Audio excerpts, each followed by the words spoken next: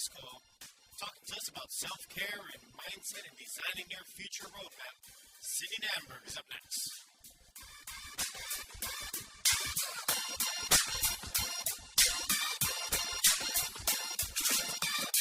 Hey, Sydney, welcome to the call. How are you? I am doing well, Jeff. Thank you so much for having me here today. I'm so excited that we finally got to connect, and I'm excited for today's episode. Yes, very, very exciting. And so we're just going to dive right into it. To provide some context for the listeners, share with us who Sydney is. Yeah, so my name is Sydney. I'm an anti-bullying activist. I have a podcast called She Did It, a blog and a community all about self-care, mindset, and motivation to help people live a fulfilling life. Growing up, I was bullied really badly, and so I wanted to help prevent suicides. And I started doing that by interviewing people who had been bullied and having them share their story and their experience and how they overcame obstacles and got through it to help inspire people. But I realized that bullying comes in so many different forms, and we need to get to the root of the issue in order to really make a change. So that's why my focus is self-care and mindset. I'm also the owner of a marketing agency, and I've had that for 5 years. I'm in Miami, and I love the beach, and that's what I do. That's who I am in a nutshell. No, I love it. And to really dive into it, because a lot of people, they grew up with bullying. A lot of people, they want to make the change, or they want some sort of change to happen, but actually taking the steps to bring about change. How did all of that really happen? Because that's not the norm. Right. Yeah, and I know so many people want it, which is amazing that they want to do something about it, and a lot of people have had similar experiences. Mine really stemmed from childhood. So growing up, I really suffered, obviously from bullying, but the effects of that were severe anxiety and eating disorder, depression, suicidal thoughts. But yet I always had this gut feeling, and I don't know what it was, but it was like I knew I wanted to do something about it. I knew that I wasn't alone in this, and I knew that one day I was going to create something. And at the time, there wasn't a platform to be able to do that. So I knew that there one day would be something. I didn't know what that was going to be. So then when I got into college, I was a sophomore in college, and I was like walking down the street one day after I got out of a class about plants, and professor was like, everybody should drop out of class, like school's not for you because we all failed an exam, some stupid little thing. And I was like, you know what, I'm not happy here. And I asked myself, if I could do anything in the world, what would it be? And this was like the first step to me really kind of becoming more confident and realizing, okay, now is the time to take that step. Whatever it is I'm meant to do, whether it's anti-bullying or starting my own business, whatever, this is the moment. If I could do anything right now, what would it be? And my answer to myself was to move to Miami. I'm from Chicago originally, and I went to school in Arizona. So I dropped out of school. I did everything that could challenge me so that I could learn and grow as a person to be equipped to be able to do these things. I moved to Miami. Long story short, because this isn't about business, I started a company 5.5 years ago.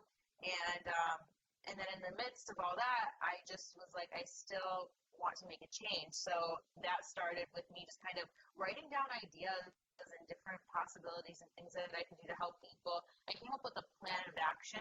I think that if you don't have a plan in place, then you're kind of just shooting in different directions, and I didn't want to do that. So I came up with a plan of how I can make a difference. And because I own a marketing company, I really paid attention to how people were responding and the analytics of it, the whole to-do. And I know, so I noticed that people were responding really well, but I was like, how do I take this to the next level? So I knew, like, okay, how do I build human connection? And so that's how I took it to the next level. That's how I put it in place. I had a plan, one thing kind of led to the next, and I, based on the responses that I got, I grew from there. And that's when I started a podcast, because I was like, what is everyone doing today? Podcasts. So many people are listening to podcasts. They've been around for a long time. Radio shows have been around for a long time. But it's like in the last 2 years, podcasting is like where it's at. Social media, blogging, Pinterest, email marketing, just things like that from a marketing standpoint that I have a lot of experience with. I really just started implementing that, and that's how I did it. And I'm just very, very consistent. And my whole thing is just getting to the root of the issue. So just analyzing everything. And this is a very long answer for your question. So I hope I answered it with it. That's how I did it. That's how I actually was able to make an impact. And so, going through college, how did you end up, getting into marketing? That's what in my podcast, it's not only about, mindset and, personal growth and, and all that stuff. I've got business owners, I've got entrepreneurs, and millionaires, gajillionaires, athletes. It's all over the place. So you're all in one package. So bring it on. So, I knew when I was in college. So I was 19 at this point. I knew that I didn't want to work for anyone else, and I wanted to work for myself. I grew up in my dad owned a business. My grandfather did. I mean, I kind of grew up in that environment of entrepreneurship. So I knew that I wanted. Yeah, I just have that personality where I just do way better working for. I'm very creative, and I take initiative like crazy. So I was like, I have to own my own business, but I didn't know what it was. So part of that journey to even before the marketing company was, like I said earlier, was to do everything that challenged me so that I could grow. Because I was at a point where I was like, I don't know what I want to do, like most college students. And I didn't know that I was going to do marketing. I didn't even consider it, to be honest. And as I started doing things to challenge myself, I did public speaking to improve my speaking skills. I don't know if it helped, but I did it. I did improv comedy classes because I'm terrified of that to this day. To be quick on my feet, I took leadership classes. I got a job doing sales at just a local boutique in Tucson, Arizona, so that I could become really, really good at sales, and I ended up having the highest sales. So I basically did everything that scared me that I could, and things, that would help me grow. Not only to help me grow, but to help me figure out what I'm good at. And, I wanted to think differently than how I was currently thinking. So I really believe that if you want to figure out what you're doing, one, you should think about, what are you thinking about when you're not thinking? And then two, do everything that's the opposite of what you're doing, and you'll start to find different answers. So along that journey, I realized I really love interior design, homes, real estate, things like that. Zero experience with that. So I was like, you know what, real estate it is. And it's funny, I was like, I'm going to move to Florida, and I'm going to get my real estate license, and I'm going to become this really successful realtor. And it's so funny because the day before I left Arizona, I got a fortune cookie, and it said, you were going to be a success in real estate. I was like, that's it, it's done. I'm going to be a success in real estate. And I was like, that's crazy this time. And so I moved to Miami. I get my real estate license. Within my first few months, I sell over $5 million in real estate without any connections in Miami. I do have family further north in Florida for any of my friends who are watching this, and they're like, oh, Cindy, but you have, family. Not in Miami. So these connections were all, they're going to call me up, yeah. No, but these connections were all in Miami, and I did that, but I realized I hated the transaction process. I hated the negotiating. I hate using the word hate, but I really strongly disliked it. But I loved marketing, and I loved, going after clients. I loved lead generation. So I was like, how can I? Maybe it's me. Maybe it's because I don't know enough. So I wanted to get a job working for a really, really high-end broker, because I want someone who was really talented in Miami, because I wanted to gain as much experience and knowledge as possible.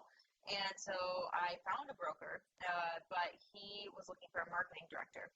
So I walk in there, and I'm like, I can handle marketing. So he was like, put a plan together. And I was like, okay.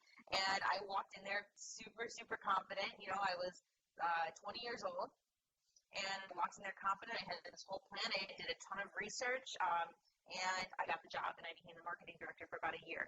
I wasn't getting paid a lot of money, and I had a lot of people who were asking me to handle their marketing. So I quit after a year, and I started my own marketing agency where I specialized initially, this is 5.5 years ago, in real estate. I worked with realtors to help with lead generation, growth, and development. But now I now I work with people. I work with athletes. I work with bloggers, influencers. I work with still realtors, contractors, hair salons. I work with a lot of different people, whatever. And I do digital consulting. So it evolved. So that's how I did it. So I had experience, and it was like one thing led to the next. And that's still how it is today. One thing is kind of leading to the next. And I think that, sometimes this is a common question that I get a lot. Like, how did you get to, like, starting a marketing agency? And I always tell people, like, okay, yeah, this is my journey. But, one thing led to the next. I didn't just jump to, like, okay, I'm going to make, like, 7 figures this month and, these unrealistic, crazy goals. Like, I was like, let's start with one thing. And as I say, I started with real estate. That's not what I do necessarily today, but it's still evolving. And that's the way the world works. You just keep working on your craft and building and building and building. And that's how I got into it. And that's how my journey started, I guess.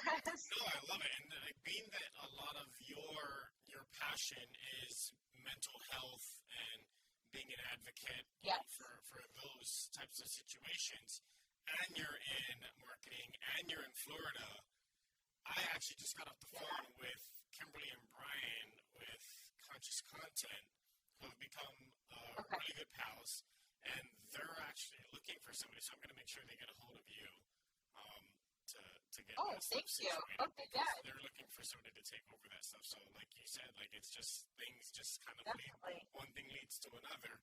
And they're really big on, like, their whole mission is to be an advocate to address mental health. So they're reaching out to athletes, they're reaching out to, war veterans, they're reaching out to police officers, chiefs of police, governments, things of that sort.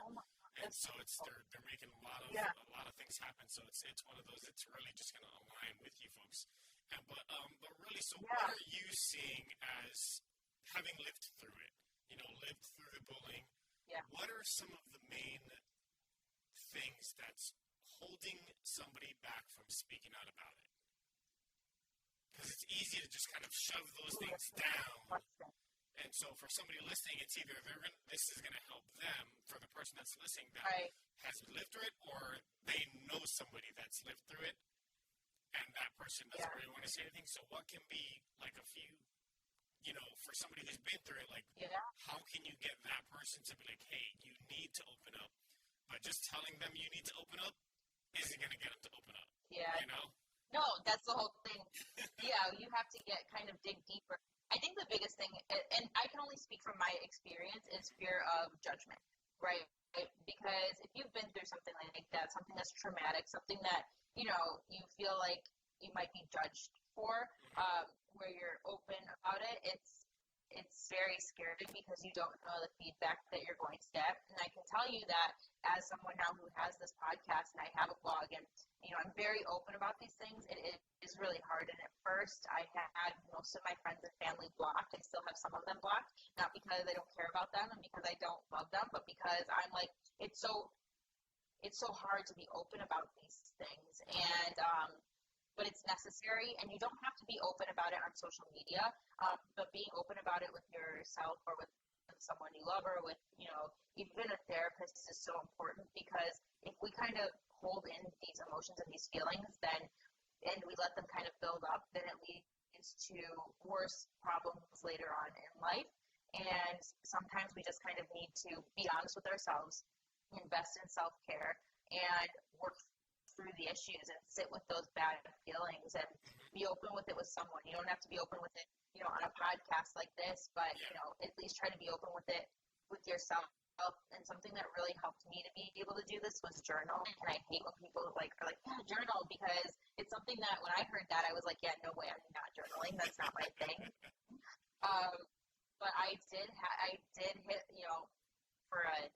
I was 18. For an 18-year-old, I hit my little rock bottom.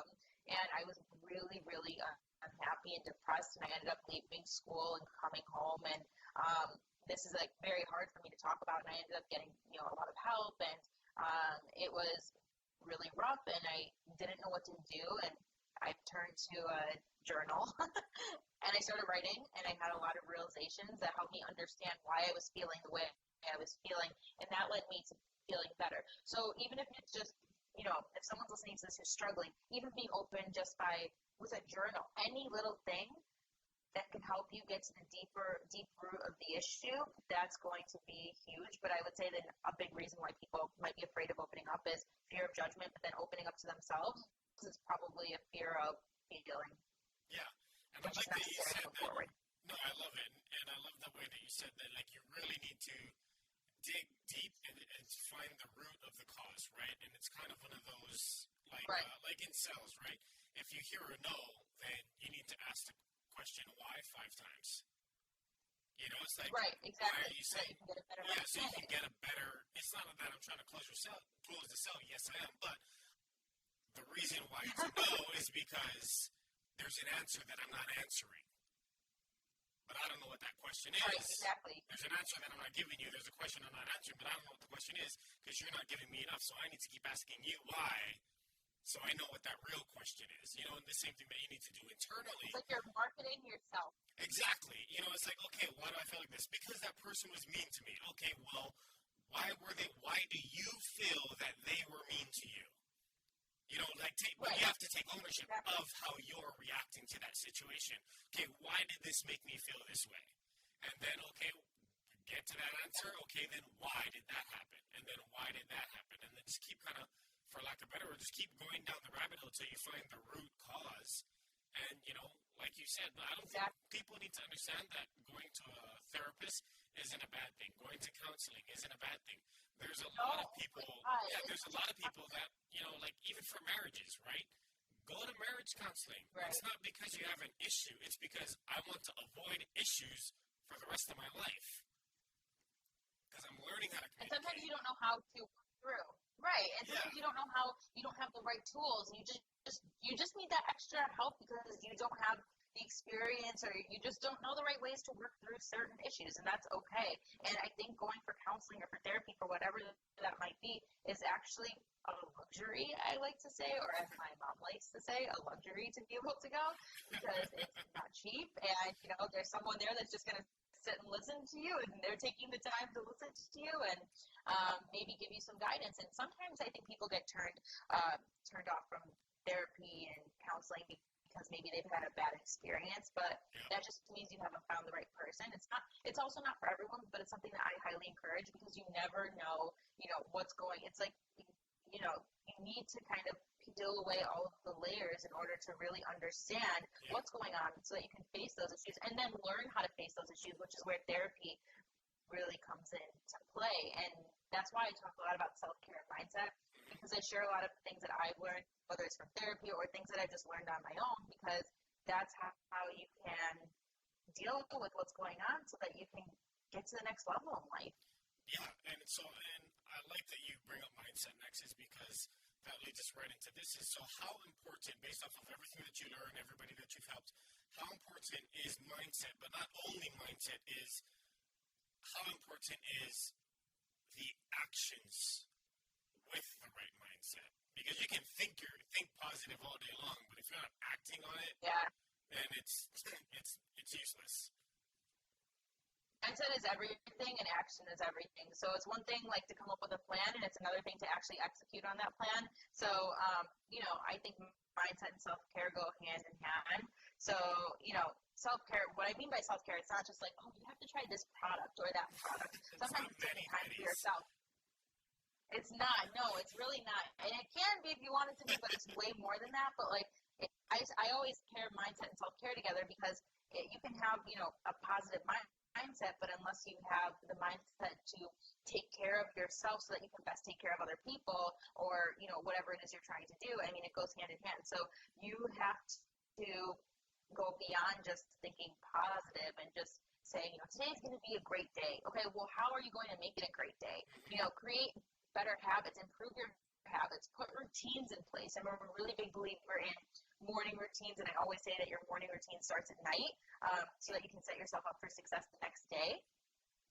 So that's really, really important. But you can have positive thoughts, but without taking action, you're really not going to get anywhere. And the best way to take action, the best way to start shifting your mindset is to start by slowly improving your habits. So look at, okay, where am I unhappy in life? Where can I improve? and then start breaking that down into actionable steps that you can actually go after. And so that's the way that I do it. And you can take one thing at a time. You don't have to be like, a lot of people just want to rush and they want to be like, okay, yeah, so now I'm going to do all of this in one day. It's like business. Like, okay, I'm going to make 7 figures this month. It's the same thing with mindset. It's like, okay, I'm going to change all of my habits starting tomorrow. My diet is starting tomorrow. No more carbs, no more sugar, no more this, no more gluten. Like, goodbye. It doesn't work that way. Like, that's setting yourself for good luck. You're setting yourself up for failure. So if you want to really improve your mindset, understand where you need to improve, and then take steps based on where you need to improve. And one thing I like to tell people is to actually write it down on paper. So kind of analyze your life and, like I said before, see where you're unhappy, see where you feel you can improve, and start with one thing at a time. And maybe that's incorporating, an extra 15 to 20 minutes into your morning routine to take some time for yourself to set your intentions for the day. Maybe it's taking 15 to 20 minutes at night to meditate or read a book or do something for you without your phone or computer. There's so many things that you can do, and it's just starting with one thing. Yeah. And so how important is it to write these goals and plans down? Because I think there's a lot of power in putting pen to paper. You can think it all day long. You can type it in your phone all day long. But there's a big difference in putting pen to paper. Something happens psychologically when you put the pen to paper. How important is that based off of all your experience? For me, it's the most important thing that I've ever done, and I think there's a statistic out there where it says that writing actually is more powerful than even just typing. So it's one thing to have it in your mind, but there's even a difference between typing it out and writing it out on paper. So I am like the oldest millennial ever. I still have a written calendar. I have a written to-do list. I have a written goals list. I have my journal. It's all written because it makes a difference when you write it out. So I think that it's crucial. I think that it's important. It's a huge component to actually making these changes in your life. And it sounds like a really simple, easy task, but at the end of the day, there isn't an easy solution or, an easy magic answer for anything that we want in life. But sometimes it's these little things that make a huge impact. So yeah, I would say writing on paper, like putting a pen to paper, is really powerful, but you have to give it a solid. If you're listening to this and you have, or watching this and you haven't done it yet, you need to give it a solid chance, like a good couple weeks. But it makes a difference. There's nothing like it's when you see what you've written down on paper, it's impactful. Yeah, it absolutely is. And I think that's one of the leading reasons as to why you are able to really pursue your goal of being happy. And at such a young age, a lot of people are too busy trying to pursue the rat race. They're too busy trying to get, that 4-year degree to go make $11 an hour and go make somebody else a lot of money. Right. Or, because that's what society was, right? It's like go to school, get good grades, to get a good job, to go be broke for the rest of your life. Right. Unless you're going to be a doctor, but even they're graduating broke. Yeah, and so you realized at a very young age that happiness is way more important. So what were some of the key factors in that outside of, being a generational entrepreneur? But because even that takes a bit of a jump, Yeah, I mean, it's really hard because I've always been the type of person that does the opposite of what everyone's doing. So in this day and age when we're being taught that this is what society thinks is right, this is what we have to do, you kind of feel bad when you don't do that. It's like, you kind of feel like, well, am I going to be a failure? But in order to achieve happiness, you have to do what you feel is right, not what other people tell you is right. So while school could be a really great option for a lot of people, it might not be the right option for you. It wasn't for me. It wasn't my thing. And I found happiness when I decided to look within myself and ask myself, if I could do anything, what would it be? And how can I actually turn this into a reality? And I really believe, and I forget who says it, and it's a quote from someone else, not me, but if you think it, you can actually do it. You can do it. And it's true, because if you think about something, then there are ways to bring it to life. And I just think that that's how you find happiness. You have to take risks, and you have to forget about what other people think. You have to forget about other people's opinions. I saw an ad today on Facebook, and I think it was for a masterclass, and it was the CEO of Spanx, the brand. she was talking about when she started. This was just an ad. I never took the class, but when she started, everybody told her this was a horrible idea. No one really supported her. And then, it's because she thinks it's because no one had ever heard of it before. And look at what she's turned it into, $1 billion business. And so, I think that if you really want to find true happiness, like I said, you have to look within yourself. You have to ask yourself these questions. If I could do anything, what would I want to do? What am I thinking about when I'm not thinking? These are things that I personally did to find happiness. And I noticed that when I dropped out of school, I felt happier, not because I didn't have, I didn't have to do homework anymore or study for tests. I had a different form of stress. I had a different form of work that is probably equal or if not more to the amount of homework that I had in school and tests in school. I have hours of work but I enjoy it. It's different. It's what I'm meant to do. It's fulfilling. And that's the word. It's fulfilling. So when you can really take that step back, forget about what society thinks, you can then take a step forward in life, take action, and be happy. Because at the end of the day, what do you have to lose? I mean, I know it sounds horrible and everybody talks about it, but we're going to die. And that's the reality. It's like we only have a short amount of time. So are we going to listen to society and, fear judgment and fear what other people think? And I had people tell me, oh, you're going to fail at this, or you're going to need to go back to school, or, this is the biggest mistake you could ever make. Or I went to the University of Arizona. They told me, oh, do you have issues learning? Do you have a learning disability because you're not going to a school that, whatever. I had all of that. I just did my thing. I did my thing. And one thing led to the next, and that is how I found happiness. I did what I felt was right for me, and I followed my gut feeling. And that is what I recommend to everybody to do. It is not easy, though. It is really, really hard. Like, I can sit here and smile all day. Yeah, it's right. Like Sarah Blakely, right? She's the one who created Spanx, and it came up. It was just like cutting stockings or something, and turning it into the conglomerate that it is now, like on Shark Tank with all the billionaires, right? And it was Napoleon Hill who said, "Whatever the mind can conceive and believe, it can achieve." Okay, yeah, there you go. Yes, exactly. And it's true. But it is hard work, and I think there's a misconception because now people are putting out on social media happiness. But I think we also need to talk about the reality of actually achieving happiness and fulfillment in life, and that's down to mindset. To bring this full circle, it comes down to mindset. And if you don't have your mind right, then you aren't going to get to that next level, and it's a lot of hard work. It's a lot of there are a lot of days where it's like I want to quit, I want to give up. I had something recently happen with my business in the last month, and it's been chaotic and crazy, and just like it just kind of everything.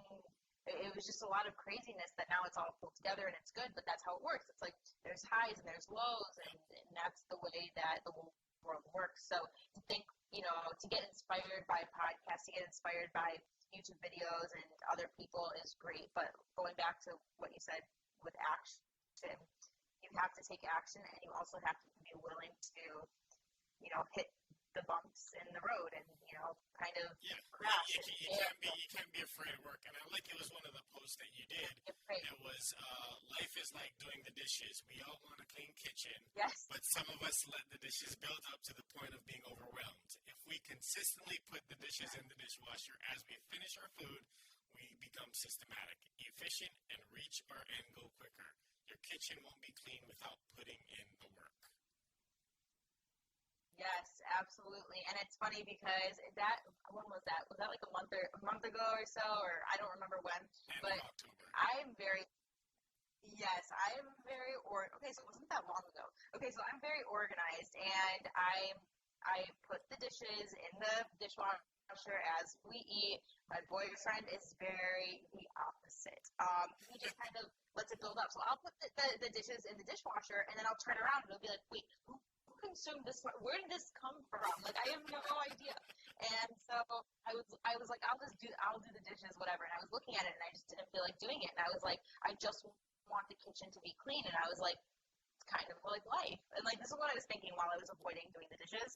I was like, this is kind of like life. I want the kitchen, but I don't necessarily want to put in the work. And like, it sucks But then once it's done, it's like, oh, okay, it's clean. It's what we want. And, we all want the crazy house and the cars and the boat. Not all of us. Like, I don't want a private jet. I'm terrified of flying. I don't want to go on a small plane. Like, no way. No, thank you. I'll pass on that one. But, people want the end result, but you have to be willing to put in the work. And as Rocky says in the movies, you have to be willing to take the hits. And, it's not all sunshine and rainbows. And I just watched the movie the other day, which is why I'm quoting it. It's not. It's hard. And you get I just want to be able to share the reality of everything besides telling people, journal, or just ask yourself, if you could do anything, what would it be? There have been, over the last 5.5 years, a lot of rough days, but more good days than rough days. And so that's what I want people to take away from this, that it's a lot of hard work, but it is so fulfilling when you can look back and see, okay, I may have hit a roadblock, but look at how far I've come and look at where I'm going. Yeah, it's all about perspective, because life's going to give you ups and downs.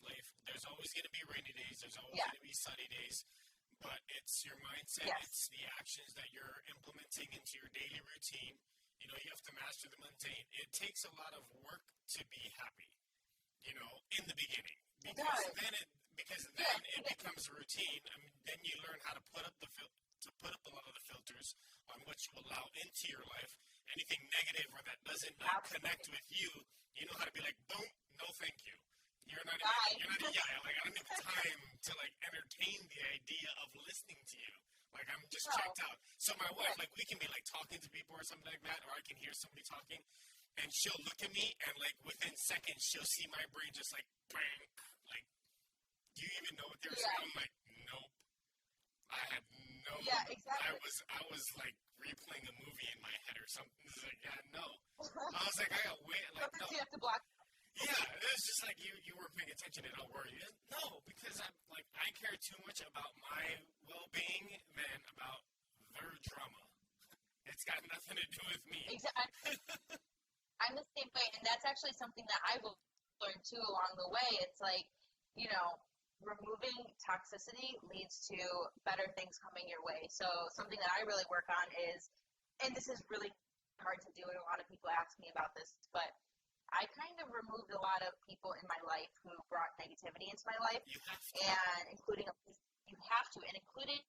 business partner recently. So about a year ago, I brought on a business partner. She was connected to my family, and it was a toxic situation.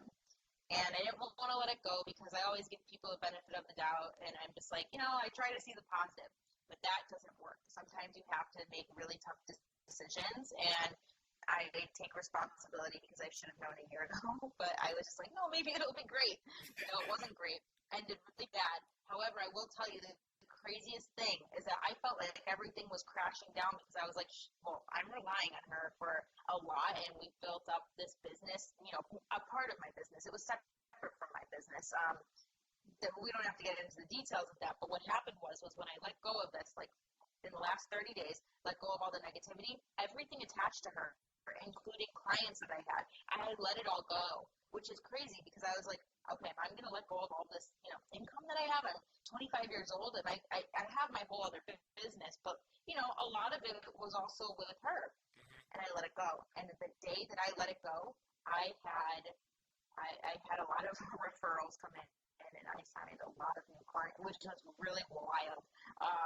That's never happened to me, but it was wow, a whole year building up, and then all of a sudden I let go of this huge amount of toxicity in my life, and so many great things came my way. And I'm not saying that that's going to happen every time, because I've let go of negativity in my life and nothing really happens. It's just I feel better, but you never know what can happen. Sometimes people in situations that are toxic weigh you down, and they consume your thoughts and your life, and they add stress, which prevents you from actually finding the things that make you happy and attracting the things into your life that make you happy. So removing that and letting things go that just were connected to anything negative, it was a game changer. It's hard to do, but sometimes you have to make tough decisions if you really want to find happiness. You gotta get rid of the cancer if you want to prosper. You won't always see the prosperity happen right away, but the prosperity will never happen. Like, there's a for sure thing that it'll never happen if the cancer doesn't get cut out, you know. But, you know, on that regard, I want to make sure that people know where to find you. So where can everybody find you? I know you have your website and your social and so everything. Where can everybody find you if they want to reach out to you or get more information on you? Yeah, so you can find me on Instagram. It's just Sydney Nanberg, Sydney like Australia, and then Nanberg, Nanberg. My website is sydneynanberg.com. My podcast is called She Did It. I have lots of amazing episodes, and my marketing website is called mydigitalmaverick.com. And I also have a free ebook out called, I don't know if I'm allowed to swear on here, but it's basically called F Society.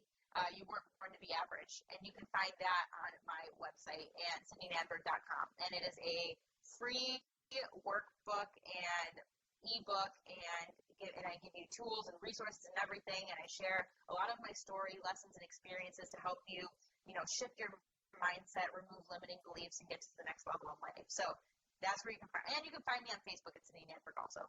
And Twitter, too. It's everything's at Sydney Nanberg. Love it. Same thing across the board. Keep it easy. Thank you. Yes, thank you so much. I appreciate your time. I look forward to seeing all your success. We'll definitely be in touch, and I'll be sure to get you in touch with Kim and Brian with Conscious Content. Thank you so much, Jeff. This has been amazing. Your podcast is amazing, and I'm so grateful that I had the opportunity to be on this show. And I can't wait to spread this message together. And I think what you're doing is absolutely amazing and incredible, and I can't wait to continue success.